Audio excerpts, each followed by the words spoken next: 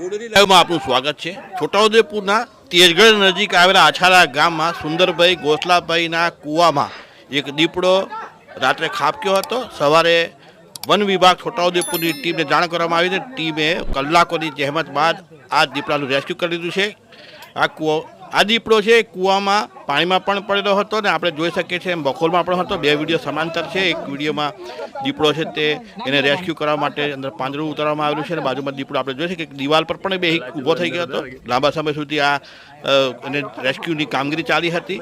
One વિભાગને સ્થાનિક લોકો પણ મોટી સંખ્યામાં ઉમટી પડતા થોડી તકલીફ પણ પડી હતી, પરંતુ અંતે દીપડો કલાકોની જહેમત બાદ પાંજરામાં કેદ થયો હતો। આપણે જોઈ શકીએ છીએ પાંજરાને દીપડાને અંદર લઈ અને બહાર પણ કાઢવામાં આવ્યું હતું। બાજુના જે બીજો જે વિડીયો છે એમાં આપણે જોઈ શકીએ છીએ કે પાંજરામાં દીપડો કેદ છે અને એને બહાર લાવવામાં આવ્યો હતો। આ દ્રશ્યો જોવા માટે લોકો ઘરોના છાપરા પર પણ ઊભા થઈ ગયા તે પણ આપણે જોઈ શકીએ છીએ। દીપડાને આ બાદ પાંજરામાં લઈ અને તેને આપણે જોઈ શકીએ છીએ એ રીતે એને બહાર પણ લાવવામાં આવ્યો હતો અને પિંજરાને ખેંચી અને ટેમ્પો સુધી લઈ જવામાં આવ્યો। ટેમ્પોમાં લોડ કરી અને એને મેડિકલ ચેકઅપ કરી અને એને સલામત રીતે છોડવામાં આવ્યો।